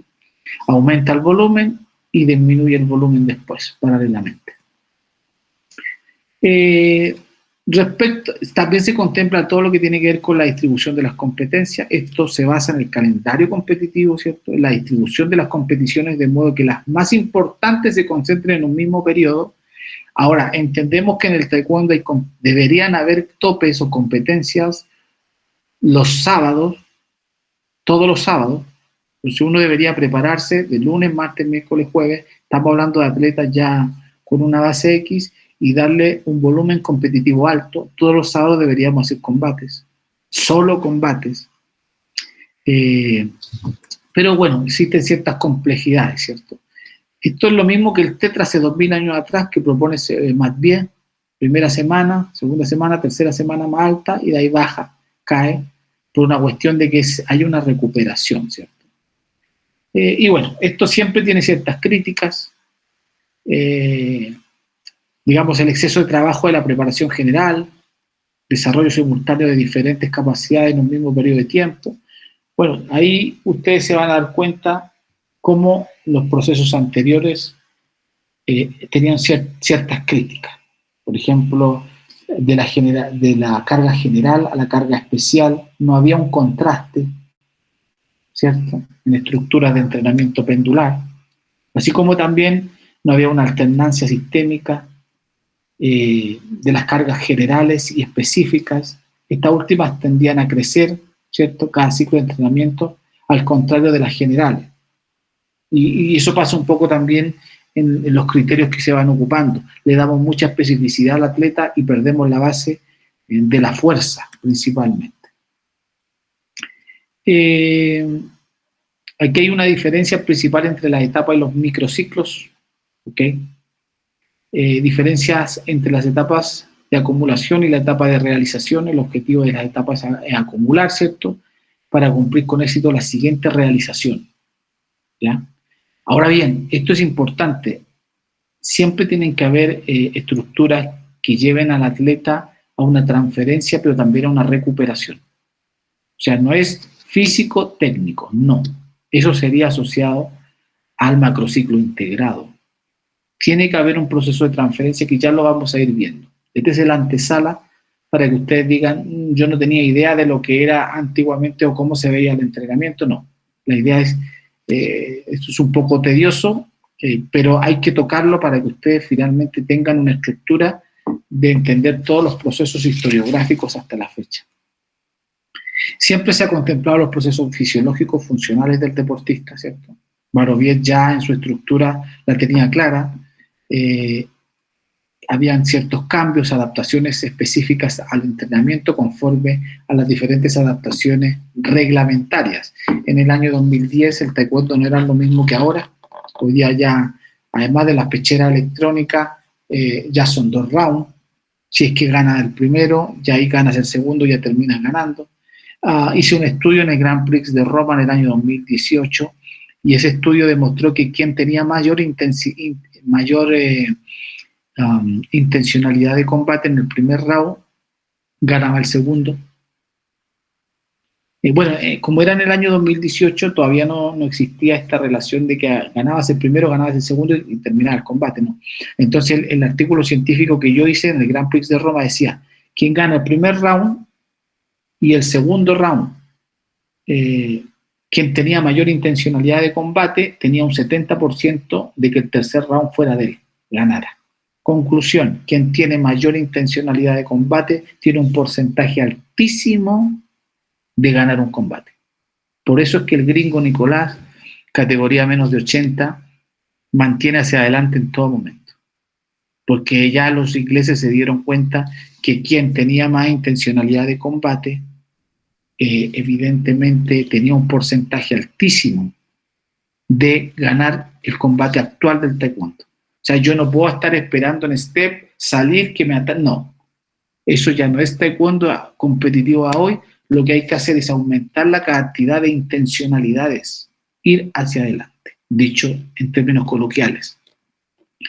Seguimos con la historia, ¿cierto? Barovier, difícil de mantener la capacidad máxima de trabajo por encima de los 7 a 10 días. Ojo con esto, porque esto ya es un concepto fisiológico. O sea, muchas veces se hacen preparaciones y se van campamento y no esperen que la máxima capacidad de mantener dure más de 7 días. La pregunta es, ¿cuándo uno sabe como entrenador cuándo está súper compensado el atleta? Esa es la pregunta más difícil para contestar. Entonces, si la máxima de trabajo no se puede mantener más de 10 días, cuando, por ejemplo, un atleta X se fue a un campamento antes de las Olimpiadas, hay que cuadrar ese tema para que llegue bien a las Olimpiadas y no esté bien antes. Porque aquí está diciendo Barovier que la capacidad máxima de trabajo no está por encima de los 10 días. Ojo con eso, señores. Bueno, y todos los contextos de variabilidad. Eso es un tema muy interesante. Las altas cargas de entrenamiento que proponía Techine, el alemán, ¿cierto? Barovier y demás. Y bueno, y acá existe como la gráfica de los procesos de volumen e intensidad, tiempo e intensidad. Porque la pregunta es, ¿a qué intensidad tengo que trabajar hoy día? Realidad actual competitiva. Miren, competencia. Miren acá abajo. Preparación y competencia. Competencia. La pregunta es, ¿a cuántas competencias va un seleccionado nacional en el año? Yo creo que Nicolás, el gringo, debe estar peleando más. Por lo menos 12 competencias, una por mes. Desde Grand Prix, G2 y demás, ¿cierto? Una por mes. Entonces hay que hacer como 2 topes antes de una competencia. O sea que estaría peleando 3 veces al mes. ¿Y cuánto dura cada combate? Si hacemos 4 combates, media hora. 24 minutos, creo. Aproximadamente. O sea que cada competencia es de media hora de desgaste físico. La pregunta es, ¿estamos preparados para eso? Es una buena pregunta. ¿Cuáles son los niveles de lactato que se ocupan en las competencias? De 4 a 8. Bajó, antes era más. O habían datos que representaban que antes era más. Bien, aquí hay estructura, ¿cierto? Planificación clásica, contemplar los macrociclos, los periodos, fases, mesociclos, microciclos. Ya vamos a entrar a la reflexión y de ahí vamos a seguir con la parte práctica. Planificación contemporánea, ¿cierto? Ya se habla de macrociclos, mesociclo y microciclo. Y esta le puse un chulo acá, porque esta es la que estamos ocupando actualmente. Macrociclo, mesociclo, macrociclo, meses, microciclo, semanas. ¿Ok? Eso es muy importante. Esta es la que se ocupa actualmente. Hay ejemplos, por ejemplo, que el primer macrociclo de fuerza, aquí está como los ciertos objetivos, desarrollo de la simetría corporal. Un niño llega y no podemos, o sea, no es la idea es ponerlo, primero está la preparación física, después está la preparación técnica, ¿ok? Y aquí hay como un ejemplo. Tercer macrociclo entra la pliometría. No, en el segundo. En el primero está el desarrollo de la simetría, buscamos la simetría, la pérdida de peso, la adaptación, enseñanza de ejercicios dinámicos, coordinativos. El segundo, el macrociclo de fuerza, por ejemplo, ya empieza a existir los procesos pliométricos. Acuérdense que los entrenamientos del taekwondo para la competencia, después de la adaptación, el 50-60% tienen que ser saltos, transferencias de los saltos a las técnicas. ¿Ok? Y así existe un poco esta estructura de planificación donde las competencias que están marcadas acá se empiezan a desarrollar. O sea, hago una acumulación puro físico, transfiero de lo físico a lo técnico, solo técnico, en términos sencillos. Repito, acumulación, esta estructura es la de ATR, que habla de ATR. A, acumulo, fuerza, velocidad, resistencia. T, eso lo transfiero con la parte técnica. La transformación es eso. Y la R es realización solamente de los componentes ya técnicos. También Platonov postula ciertas caracterizaciones de las cargas, débiles, medianas, importantes y fuertes. Y la pregunta es ¿por qué no sirve el macrociclo integrado? Porque no contempla una fase de transferencia. Esta, T. Pasa de A a R. Acumulación, fuerzas, ¿cierto? Velocidad, resistencia. Transformación, yo cojo esto y lo transfiero porque, es decir, le pongo el componente técnico, es decir, hago un salto y pego una patada. Y realización, solamente patadas y combate. Pero en este macrociclo no contempla eso. Solamente pasa de la parte física a la parte técnica. ¿Ya? Y aquí viene el sistema ATR, que es el más importante. Entonces, en los tipos de acumulación, transformación y realización. Este es el que hay que aprenderse, chicos. El sistema ATR. ¿Cómo planifica uno? A través del sistema ATR. ¿De qué autor? Acá está. Isurin y Keverin, 1985. Inspirado en Yuri Verkhoshansky. ¿Okay? Entonces, si uno se va a la acumulación, evaluación del potencial técnico motor, esto ya lo dije, acumulan las capacidades técnicas, motoras, fuerza, transformación, bueno, aquí hay un esquema más claro. Ojo que puedo hacer 2 acumulación. Atención, sistemas y ventajas de la ATR. El diseño convencional contemplaba que las competencias estaban acá, en un periodo. Entonces se preparaba todo esto para la competencia. Acá se da por aludido que las competencias son fluctuantes o hay muchas competencias en el año. ¿Okay? Y acá tenemos las características específicas. Aumento de la fuerza, resistencia, ¿cierto? La acumulación, la parte física, transformación en la mezcla de lo físico con lo técnico, básicamente, y la realización solamente técnica. Entonces, aquí tenemos un ejemplo de, por ejemplo, un proceso de acumulación, ¿cierto? Abdominales, sentadillas, estocadas, lumbares, press de banca, ¿cierto? Jalón tras nuca, ¿cierto? De acumulación, ¿ya? ¿Cuándo se debería hacer esto? Solamente una o 2 veces en el año. Ojo, no más. Yo creo que 2 es más conveniente. Transformación, ya empiezo, por ejemplo, con el carácter de la fuerza al implemento. Como les dije, transformo. No tan solo acá puedo hacer yo una flexo-extensión de codo y transferir a un puño. Aquí esto es un ejemplo, ¿cierto? De un salto y una patada.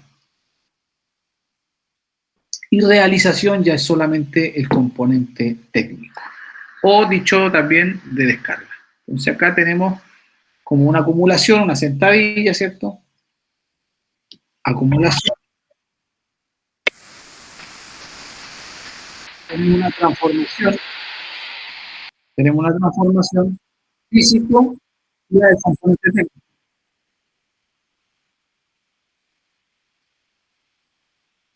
Y tenemos la realización. Solamente. Entonces, para que se entienda, aquí quiero hacer como un paréntesis y un proceso reflexivo. Entendemos que existen varios fenómenos del entrenamiento desde la historia, ¿cierto? Algunos empezaban a contemplar ciertas cositas y así, en el transcurso del tiempo, se iban sumando cosas. Ahora, ¿podemos concluir que hay una mejor macroestructura para el taekwondo? Sí. ATR, acumulo, transformo y realizo. Ya lo vamos a ir a ver al detalle porque entramos a la parte práctica después. Sí habían métodos más antiguos, sí. Estaba el de campana, el tradicional y demás. Sí. ¿Sirven para atletismo? A lo mejor sí. Ahora bien, usted le puede incorporar a un niño que está aprendiendo un modelo tradicional, por ejemplo, de Matt Bier, 1953, mejor que no lo haga. ¿Okay? Lo que tiene que hacer es incorporarlo a un sistema de planificación como el ATR. ¿Ya? ¿Por qué? Porque el ATR contempla la fuerza, la transferencia, el componente técnico básico y después solamente el componente técnico. Eso sí implica, por ejemplo, que no podría planificarse bajo un modelo integrado. Porque el integrado, como decía Navarro, contempla la parte física y la parte técnica. Y no hay una transferencia ahí. Si no hay una transferencia, yo no genero este residuo de la parte física en la transformación al componente técnico. Y eso es vital. ¿Ok? Necesitamos residuos, como hablaba Yuri Vergoschansky.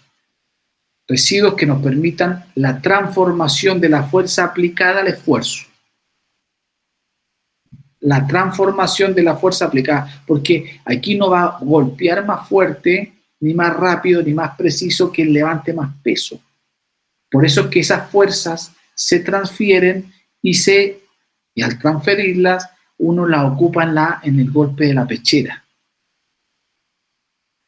Porque no es que un levantador de pesas pegue una patada más fuerte que un taekwondista, ni más rápido, porque levante más fuerza, no. Y por eso es que se habla del residuo Es decir, de esa variable de la fuerza, transformarla para que finalmente la fuerza aplicada al esfuerzo, a la pechera, dé resultados. Bien, muchachos, hagamos una reflexión hasta ahora. Vamos a hacer como un tiempo de análisis, reflexión entre todos, y de ahí vamos a seguir a la segunda parte. ¿Les parece? Andrés, por favor, ¿tienes algo que agregar? Sí, claro. Hay bastantes cositas importantes de todo este recuento historiográfico del entrenamiento. Hay muchas cosas que se pueden rescatar de cada uno de los autores y que se pueden sintetizar o condensar en una planificación para el TECON. Hay conceptos que se manejan como los efectos del entrenamiento, que el doctor Guillermo los tocó en algún momento, y es entender los 5 efectos que existen en el entrenamiento. Estamos hablando del efecto agudo del entrenamiento, el efecto inmediato, el efecto acumulativo, el efecto retardado y el efecto residual, que es el último en el cual uno se basa para planificar una ATR. Otras de las cuestiones que también se hablan desde Verkhoshansky hasta Isurin y Kaverin son los ritmos y pérdidas de las capacidades y los sistemas. Estamos hablando que cada capacidad, por ejemplo, el metabolismo anaeróbico se pierde a los días o a las semanas. El metabolismo aeróbico se pierde después de varias semanas. El cardiovascular y respiratorio después de varios meses, el muscular después de años y el neuromuscular indefinidamente. Otra de las características importantes de rescatar es lo que proponía Forteza de la Rosa con su modelo de las campanas, era las direcciones condicionantes y las direcciones determinantes. Un aspecto fundamental que él proponía era determinar cuáles eran estas direcciones determinantes. Cuando nos referimos a direcciones determinantes son las capacidades físicas que se ven entrenar que son determinantes para el deporte. Y cuando hablamos de las capacidades condicionantes o direcciones condicionantes, hablamos de las condiciones que son complementarias para mejorar el rendimiento deportivo. Antes de planificar una ATR o cualquier modelo de planificación, se deben entender cuáles son las direcciones que debemos trabajar, los ritmos de pérdida de las capacidades físicas, así como los efectos residuales del entrenamiento.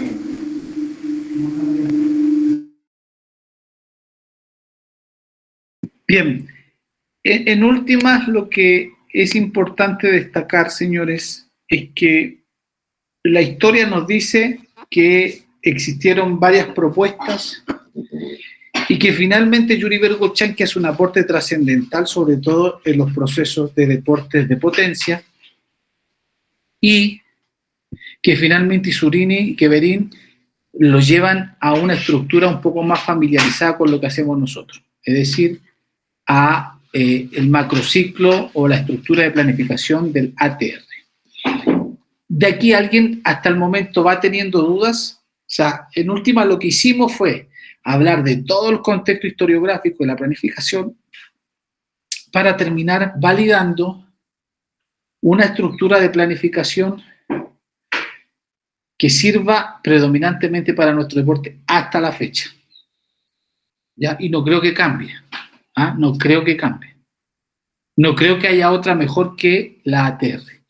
¿Alguien hasta aquí tiene algo que decir, algo que aportar, algo que preguntar? Doctor Guillermo. Adelante, Carlos. Muy buenos días para todos. Bueno, gracias por esta oportunidad y este espacio tan interesante. En la última parte de la intervención, usted mencionaba el tema de la aplicación del modelo ATR también en los niños, ¿cierto? Y usualmente había una discusión, y de dónde salía esa discusión, por qué se definía que el modelo ATR solo se debía aplicar a equipos o seleccionados con cierto nivel de experiencia, y se acuñó mucho esto y se cuestionaba mucho cuando se intentaba planificar en equipos de menor desarrollo el modelo ATR. Sí, bueno, en realidad no estamos hablando de iniciación deportiva, ¿ok? Lo que estamos hablando es que el ATR o ATR se puede ocupar en niños, por ejemplo, de 12 años, 11 años, 10 años. Ahora, 9 años también. Ahora bien, cuando un niño llega a la escuela es otro contexto, porque hay que empezar a enseñarle la forma deportiva y hay que pasar por un proceso educativo, pedagógico, donde se estimula la psicomotricidad, el balance, equilibrio, propiocepción, la saltabilidad, el desarrollo del sistema nervioso central, la estimulación hormonal del niño. Ese es un contexto diferente. Ya cuando usted, por ejemplo, tiene un niño de 9 años que ya está en la competencia, usted puede generar una estructura que ya la vamos a ver de planificación para ese chico, en donde pueden pasar desde una flexión de codo, desde un trabajo de hipertrofia, de una autocarga, al trabajo, digamos, técnico. Entonces, nosotros no podemos saltarnos etapas. El ATR está contemplado, sí, idealmente sobre los 13 años. Idealmente. ¿Se puede a los 10? Sí se puede a los 10. Pero a los 10 todavía el niño está aprendiendo todo lo que tiene que ver con la motricidad y la adaptación a las diferentes técnicas. Se supone que está en proceso de aprender los punces, las diferentes técnicas, la mejora del componente técnico. Ya de los 13 años para adelante ya existe la competencia y ya el niño está a punto de desarrollar su máximo pico de crecimiento. Y de hecho las niñas a los 11 y 12 años ya se generó el pico de velocidad de crecimiento. Por lo tanto, las niñas a las 11, 12 años ya podrían ocupar un sistema un poquito más planificado. Ahora, en cómo tú manejas la fuerza, esa es una buena pregunta, porque la idea es no meterla a las máquinas en acumulación. Recuerden que hablamos de acumulación, transformación, la mezcla de eso y después la realización. Pero sí le puedes poner la autocarga. Recuerda que se requiere en el taekwondo la habilidad de la fuerza aplicada al esfuerzo, no del aumento de la hipertrofia. No requerimos un aumento mayor de la fuerza máxima, pero sí la fuerza máxima suma para tener una mejor fuerza aplicada al pateo. Que no es lo mismo, es decir, mi objetivo no es aumentar la fuerza máxima, pero sí la fuerza máxima sirve para tener una mayor explosividad y por tanto un mayor desarrollo de la fuerza aplicada al esfuerzo. Y cuando hablamos de fuerza aplicada al esfuerzo, hablamos de esa fuerza que es step, pateo, step, intencionalidad de combate, step, bandalchagi, eso. Todo ese recorrido. Todo esos 6 minutos que se está constantemente, entre comillas, saltando, moviendo step para acá, para allá y llevando la frecuencia cardíaca alta. Eso requiere fuerza. El pateo requiere una fuerza aplicada ¿a qué? A la pechera. Que depende de la fuerza máxima, de la fuerza explosiva, de un buen arranque, de un buen envión, de una buena cargada, sí. Pero el objetivo es que uno vaya transfiriendo a través de los rezagos que van quedando desde la fuerza, desde la acumulación, desde ir a un gimnasio, de la capacidad física. De esa capacidad física, si usted no aumenta la capacidad física, no va a poder tener una transferencia óptima al pateo. Por eso es que tiene que haber entre el desarrollo físico y el desarrollo técnico un entremedio, que ese entremedio es la transformación de la que hablan Isurini y Caverini. Entonces, cuando fuimos a las láminas y vimos que el tipo estaba haciendo una sentadilla, una estocada, y después pasando un componente técnico, lo mismo lo vimos en el dibujo, eso es transferir. ¿Me entiendes, Carlos? Sí, perfecto. Lo que yo quería de alguna manera insinuar es que en algún momento cuando se quería adoptar el sistema ATR para estos procesos de iniciación, había personas que lo veían mal porque justificaban que el método ATR estaba solo para seleccionados. Era básicamente por eso. No. Eso no es solamente para seleccionados. Eso se puede ocupar. Acuérdate que competencia... A ver, en ninguna parte Isurini y Caverini dice esto es para seleccionados. Esto es para gente que está compitiendo. Y si usted está compitiendo una vez al mes con su equipo, con sus niños, que sería como lo ideal, tendría que planificar el mesociclo, el mes, con entrenamientos de competencia. ¿Cuántos en el mes? 3 a lo mejor. Y finalmente uno competitivo en la competencia. Y para llegar a ser 3 topes, comúnmente denominados, usted tiene que preparar y hacer transferencia. Hay una cosa fundamental acá, interesante. Yo lo dije. El ATR sirve. Es el que hay que planificar y aprender. Y entregar informes a los padres de familia para que usted pueda hacer un trabajo diferenciado y especializado. El ATR es. Pero más que el ATR es el TR. Porque usted con un atleta hace una acumulación 2 veces en el año. Lo demás es transformar. Por eso es que usted ve a los coreanos con lastre o elástico y después pateando. O ve a los cubanos o a los argentinos o a los colombianos haciendo un drop jump, es decir, un salto hacia abajo, saltando hacia arriba y después tirando una patada. Eso es transformación. Físico-técnico en un mismo ejercicio. Lo que no tiene el sistema integrado. El concepto de transferir. Porque ahí usted lo que hace es transformar esa fuerza. Usted hace 3 saltos y hace una patada o una técnica y lo que hace es transformar esa fuerza. O cuando ya en los seleccionados, usted lo que hace es hacer una cargada, 1, 2, ejercicio de potencia muscular del tren inferior y de ahí transferir a un salto pliométrico o a una seguidilla de salto y después una técnica de pierna. Ya lo vamos a ver ya en lo práctico. Hasta el momento, señores, ¿qué les llamó la atención? ¿Qué les pareció esta primera parte, digamos, antes de la parte práctica? ¿Pensaron que la historia un poco era así, que desde 1916 con Katov y demás se manifestaban ciertos argumentos que uno después iba extrayendo? Porque, a ver, y esto quiero ser muy serio decirlo, esto es muy importante decirlo, la historia ante cualquier cosa nos tiene que llevar a los libros antiguos. O sea, yo no puedo arrancar una conferencia suponiendo que ustedes saben el ATR, por más que algunos de aquí lo manejen.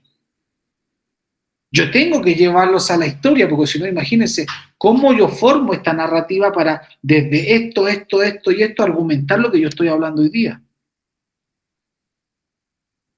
O sea, lo que estoy haciendo, junto con Andrés, es mostrar la evidencia historiográfica de los procesos de planificación para que ustedes digan mañana por qué el profesor Guillermo, el doctor Guillermo, eligió la ATR, por qué hoy día se está hablando de eso y cómo se tiene que hacer. Por ejemplo, Navarro no contemplaba el proceso de transformación de la parte físico al agua.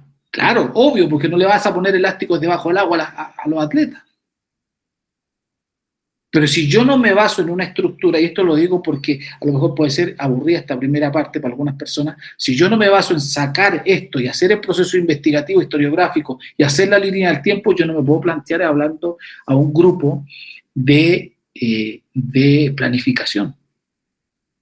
Pues si no estaría dejando todo para atrás. Ahora viene el proceso práctico, la evaluación de la carga, las variables pertinentes, para ya enseñarles a ustedes directamente en estas próximas horas cómo lo tienen que hacer. Porque si llega un chico con mucho talento, ustedes no pueden, a lo mejor, el chico se les va a estancar si los ponen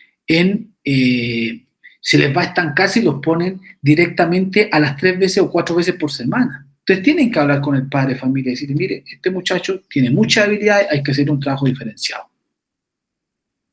Punto. Listo, ¿cómo está? Acá está la planificación. ¿Cuánto vale tanto billete? ¿Me entienden? Otra pregunta, José Guillermo, Edwin Montiel y demás. Profe, buenos días a todos. Yo sí quisiera, no sé si una pregunta o una afirmación. Estuve viendo que usted habla de evaluación. Tenemos que diferenciar qué es una evaluación y qué es un control. Porque es que el control lo hace el entrenador cuando verifica que lo que el deportista está ejecutando sea lo que planificó. Y la evaluación es el efecto que produce el ejercicio en el organismo.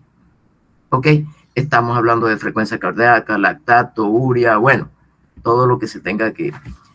para eso se necesita un grupo interdisciplinario, de los cuales muy poco disponemos. No podemos pretender, no, yo por lo menos conozco un poco de todo eso, porque he estado pegado a los médicos, cuando estuve entrenador nacional en el Centro de Alto Rendimiento en Bogotá, Cuerpo Biomédico, y pude aprender mucho con esos médicos. Pero ¿cómo hacemos en una región donde tenemos ese grupo interdisciplinario? Ok. De hecho, algunos secretarías de deporte, institutos, ni siquiera tienen eso. Okay. Entonces es complicado, hasta la frecuencia cardíaca, que es lo que uno de pronto podría uno evaluar. Ok. Álvaro Vidal Martínez, entrenador del tercer olímpico Londres 2012, quien acaba de hacer la pregunta. No sé si pregunta o afirmación, ¿cierto?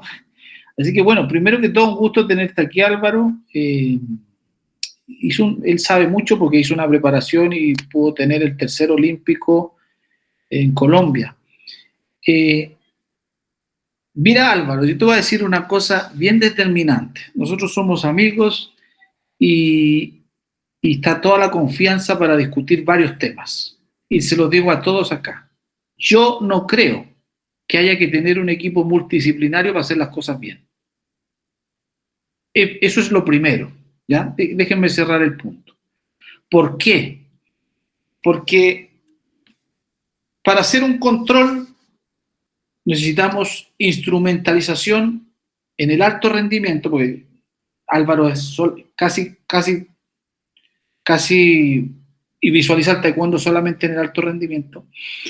Porque el control, si es fisiológico, tenemos universidades cerca, generalmente, para medir el VO2 max, que tampoco es tan necesario porque con la frecuencia cardíaca hacemos todo. O sea, con esto, con un cardiotacómetro, hacemos todo. Todo lo concerniente, incluso ni las bandas de lactato, necesitamos en los casos de alto rendimiento. ¿Por qué? Porque las evaluaciones de lactato tienen una correlación directa con el consumo máximo de oxígeno. Entonces, si yo sé a qué intensidad está el individuo trabajando hoy día, sé qué descanso tengo que darle y por tanto sé en qué área funcional de lactacidemia tiene que estar él. Ahora bien, en términos de fuerza, si hago 2 acumulación en el año, tengo que tener clarísimo cuánta saltabilidad tuvo hace 6 meses atrás.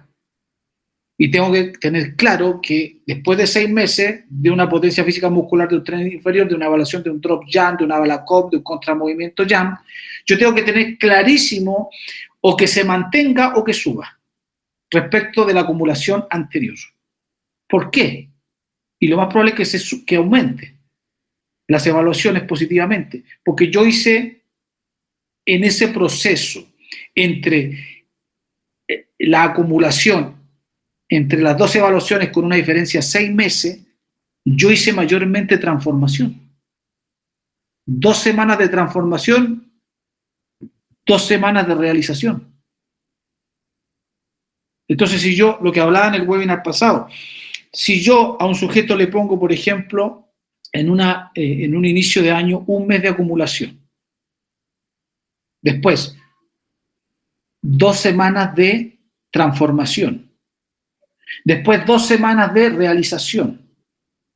Combate. Recuperación. Lo mismo después, transformo, realizo durante 6 meses. Después vuelvo a hacer una acumulación. Después de esos 6 meses, los resultados de manera casi lógica, contemplando las áreas funcionales de la lactacidemia y los descansos oportunos, que es una cosa que se olvida, pero esencial, vital, de base, el chico tiene que superar los estándares en la evaluación y en el control. ¿Qué necesito de evaluaciones? Ya lo vamos a ver.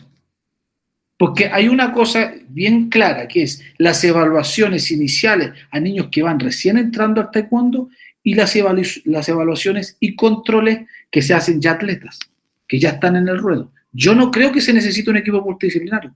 ¿Sabes por qué? Porque yo soy un convencido que el instrumento demanda su uso y el instrumento habla por sí solo.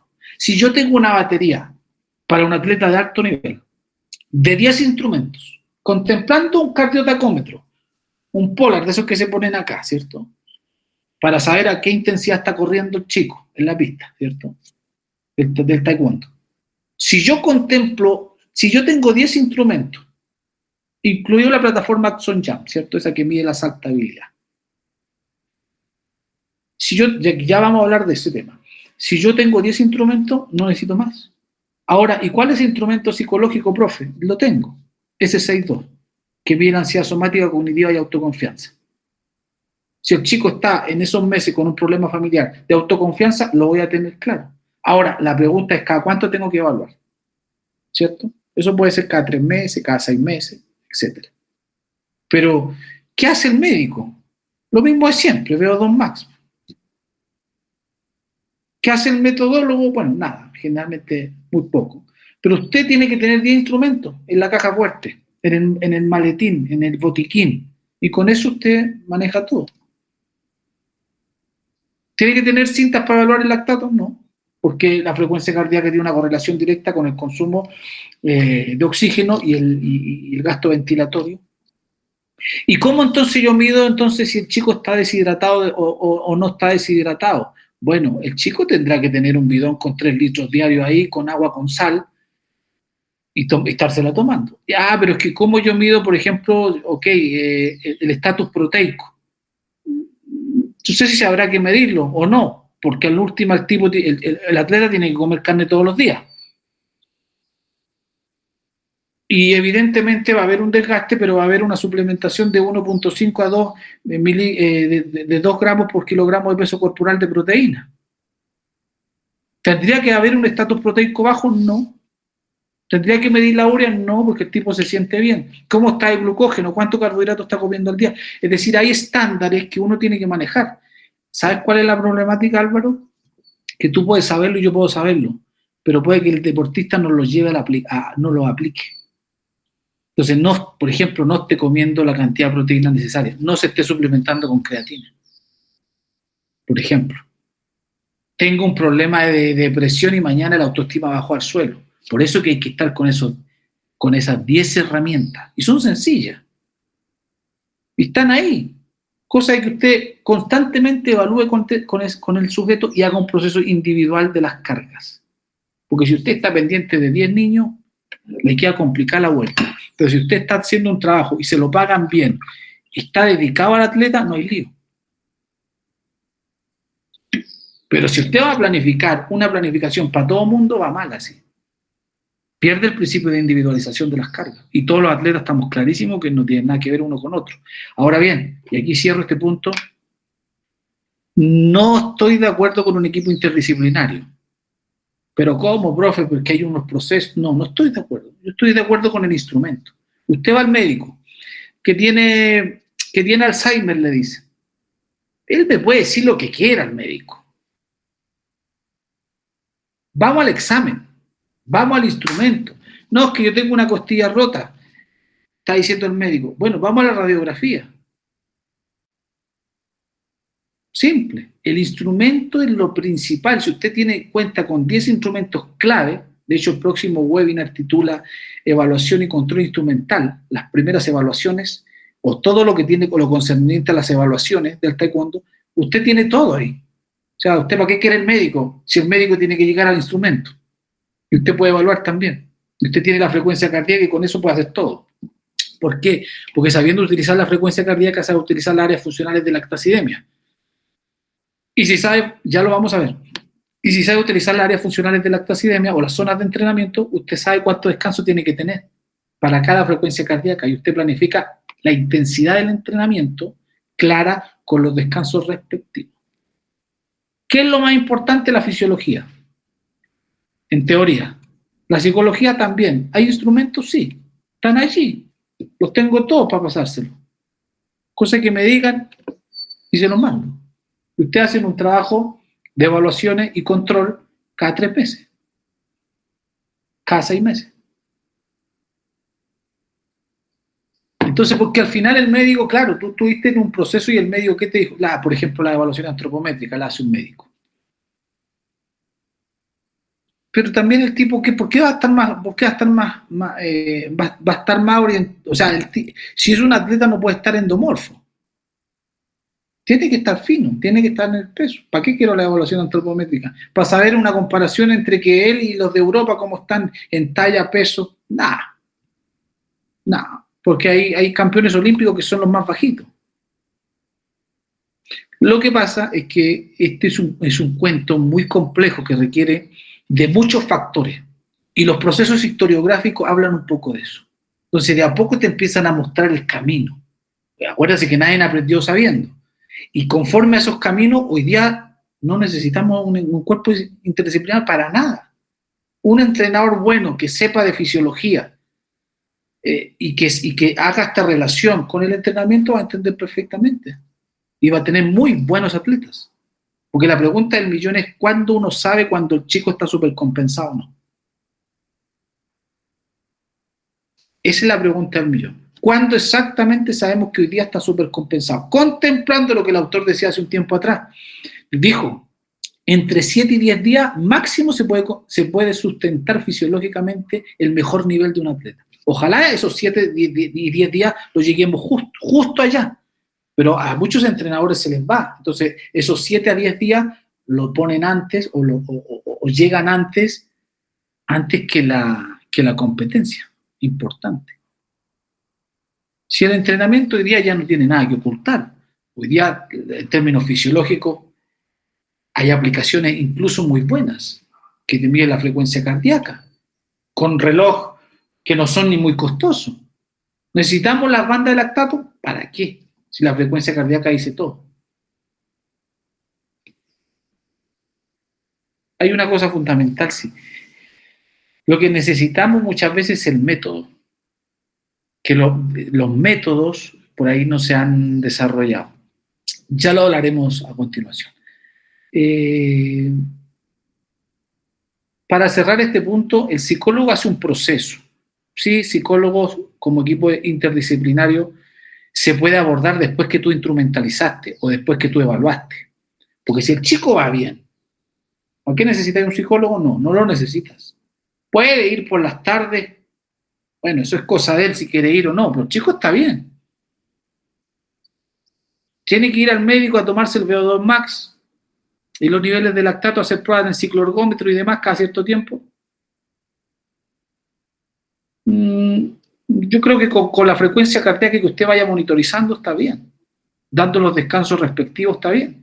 Si hoy día le tocó una potencia, un trabajo, qué sé yo, regenerativo, usted sabe que eso lo puede hacer cada 6 horas. Ya lo vamos a ver.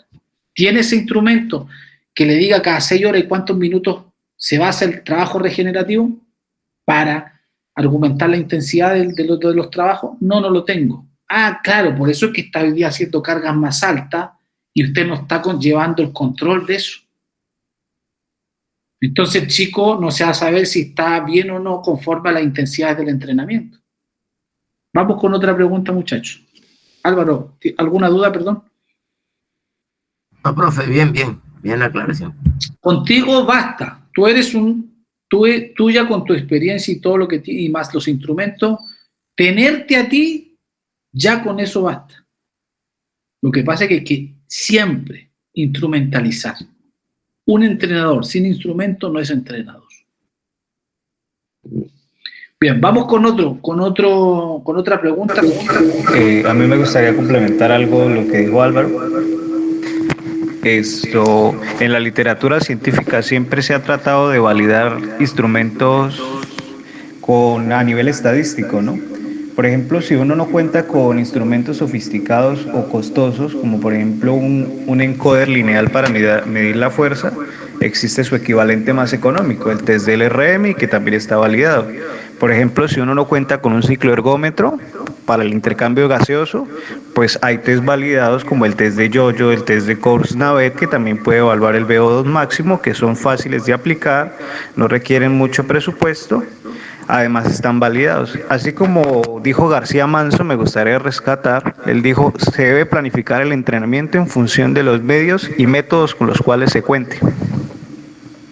Maravilloso.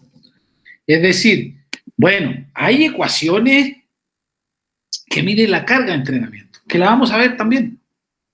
Tenemos mucho que hablar. Ahora, si usted no tiene esa ecuación, bueno, estudie fisiología y con la pura frecuencia cardíaca llega. Punto. Este es un espacio que hoy día el mundo nos está dando. Este es un espacio de conversación que el mundo nos está dando, ni Europa, menos en Europa. Y este es un espacio para que se aclaren ciertas cuestiones que muchas veces uno ve y dice, no, pero es que es muy difícil porque no está el médico, no está el nutricionista. Pero ¿qué nutricionista? ¿Como para qué? Si uno tiene que saber que tiene que comer carbohidrato y carne. La carne tiene todos los aminoácidos, el huevo, todas las vitaminas esenciales, leucina, isoleucina y valina, las tres proteínas esenciales para el organismo. ¿Lo están haciendo? No. Bueno, para eso son estos espacios. Para finalmente motivarlos a llevar un orden. ¿Cuánta proteína tengo que comer? Ya lo dije, 1.5 a 2 gramos por kilogramo de peso corporal. Agua, 3 litros diarios. ¿Las tengo? No. Échenle sal al agua. ¿Cuánto? Un poquito, que se lo puedan tomar. Abren el termo y de ahí lo toman. ¿Por qué? Porque el tipo deshidratado no rinde bien. La frecuencia cardíaca se sube.